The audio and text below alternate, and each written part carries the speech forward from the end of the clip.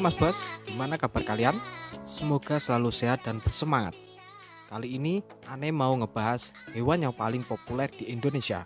Ya, dia adalah ayam. Namun ayam satu ini bukan ayam biasa Mas Bos. Sekilas memang mirip dengan ayam kampung biasa. Namun ada beberapa kelebihan pada ayam ini.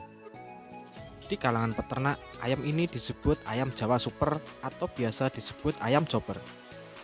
Ayam ini merupakan jenis unggas dari hasil persilangan genetik ayam kampung dengan ayam lain yang memiliki genetik yang lebih baik dibandingkan dengan ayam pada umumnya.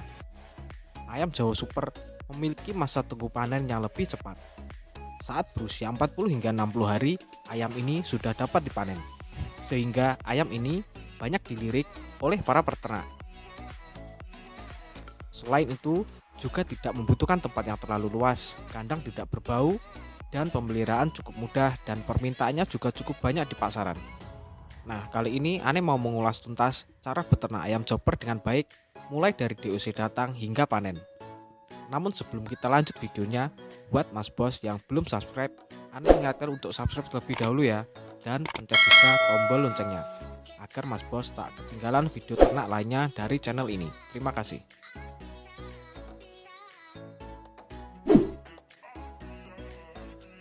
Memelihara ayam Jawa Super ini mempunyai beberapa kelebihan Mas Bos. Selain harga dagingnya yang lebih tinggi dari ayam berdaging broiler, ayam ini juga memiliki ketahanan terhadap penyakit yang lebih baik. Sehingga dalam pemeliharaan ayam chopper, bila dilakukan dengan benar, resiko kematian juga akan lebih rendah. Selain itu, daging ayam kampung super atau chopper ini lebih digemari masyarakat pada umumnya. Masyarakat menganggap bahwa ayam ini memiliki nilai gizi yang lebih tinggi dari ayam broiler dan lebih sehat. Oleh karena itu, beternak ayam chopper mempunyai prospek yang bagus dan cerah ke depannya. Langsung saja kita masuk tahap pertama, beternak ayam Jawa Super.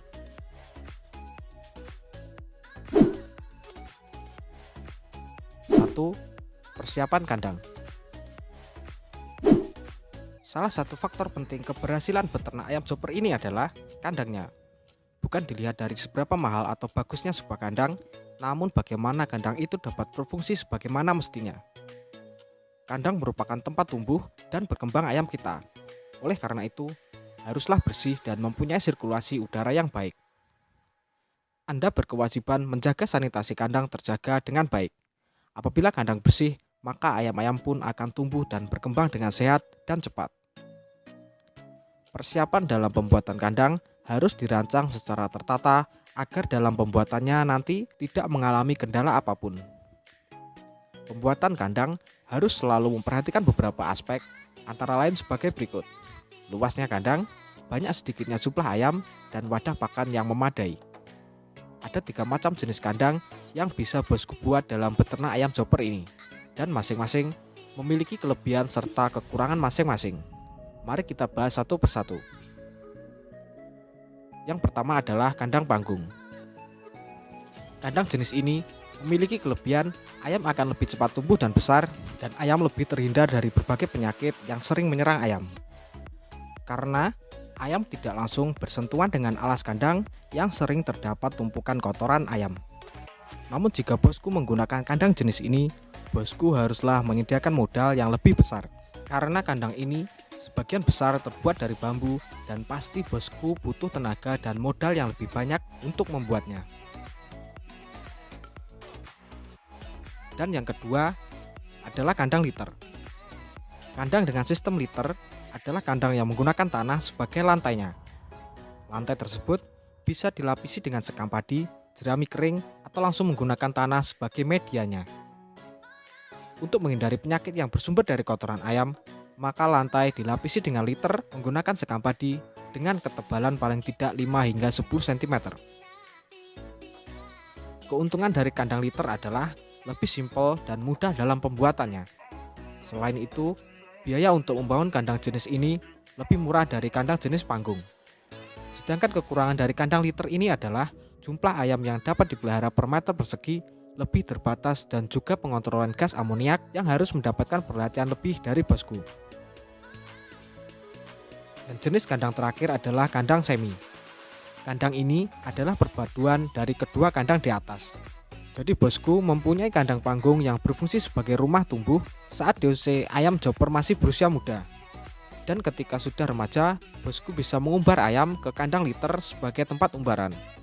Kelebihan dari kandang jenis ini, ayam akan lebih sehat dan berkembang lebih cepat, karena kepadatan ayam akan terjaga dengan baik. Sedangkan kekurangannya, bosku haruslah menyediakan lahan yang lebih luas.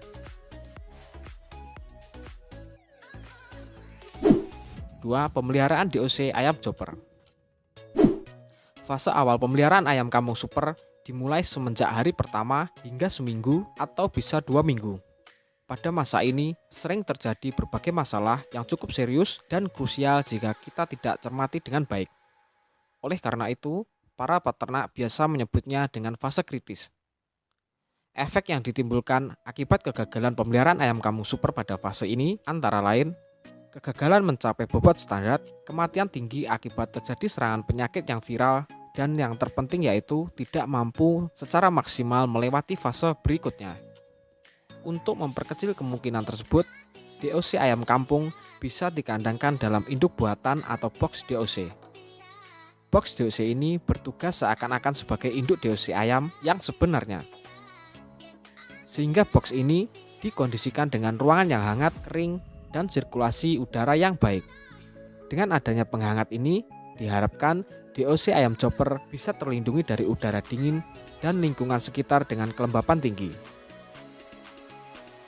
Jika terjadi ketidakseimbangan suhu di dalam kandang, biasanya DOC ayam chopper akan berkumpul di sudut kandang yang bersuhu hangat, dan ini biasanya akan terjadi penumpukan DOC dan bisa mengakibatkan kematian karena area hangat yang terlalu padat.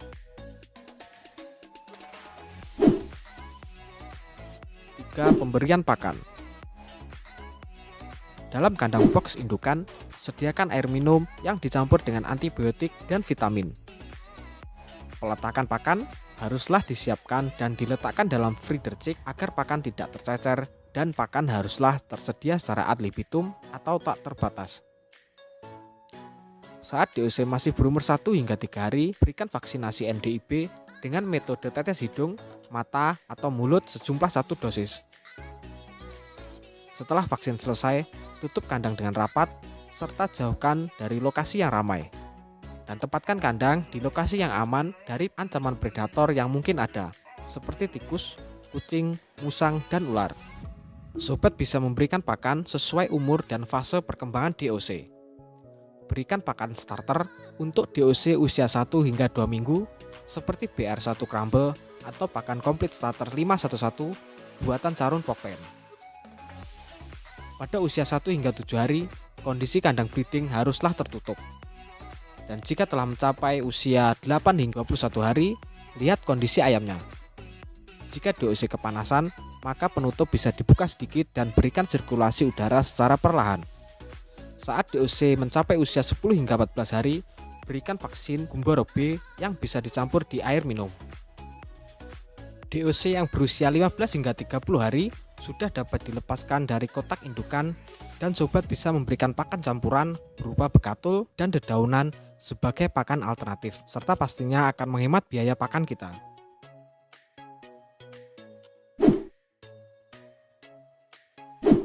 4. Masa panen.